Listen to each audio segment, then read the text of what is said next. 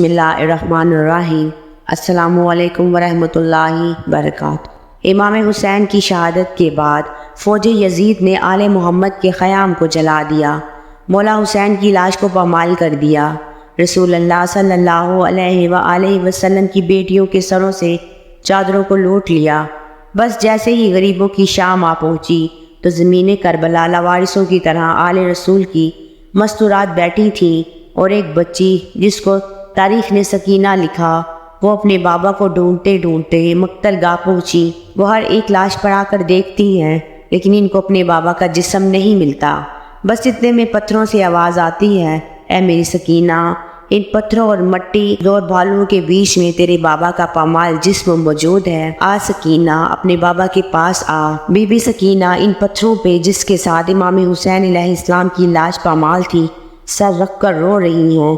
یہ منظر جن اور فرشتے دیکھ رہے تھے۔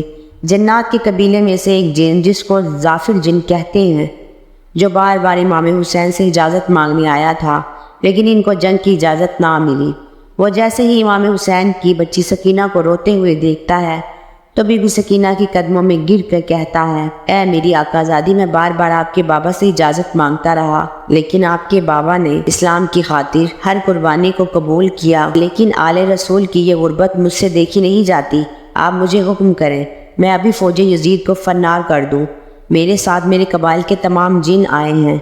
جیسے ہی بی بی سکینہ دیکھتی ہیں تو لاداداد جن بی بی سکینہ کو دیکھ کر رو رہے ہیں۔ بی بی سکینہ نے نظروں کو اٹھایا اور ظافر سے کہا، اے ظافر، جب وقت آخر میرے بابا حسین مجھ سے الوداع کر رہے تھے تو انہوں نے فرمایا، اے سکینہ، اسلام کی بقا اسی میں ہے کہ تو یتیمی کا درد سہے، شور کے تماچے کھائے، اپنی ماں اور بہنوں کے ساتھ قید ہو کے کوفہ اور شام میں پھرائی جائے، اور تمہاری اسیری اسی میں ہے، اور تمہارے نانا کی رسالت واضح ہوگی۔ اللہ اگر ہمیں ہزاروں زندگیاں دیتا تو ہم وہ بھی اللہ کے دین پہ قربان کر دیتے۔ بی بی سکینہ کا یہ صبر دیکھ کے ظافر اور اس کے قبائل سجدہ شکر میں چلے جاتے ہیں اور اللہ سے کہتے ہیں، عظیم ہے وہ اللہ جس کی اسلام کے لیے آل محمد نے سب کچھ قربان کر دیا۔ میں امید کرتی ہوں آپ کو ہماری آج کی ویڈیو پسند آئی ہوگی۔ ملتے ہیں اگلی ویڈیو میں، تب تک کے لیے اللہ حافظ۔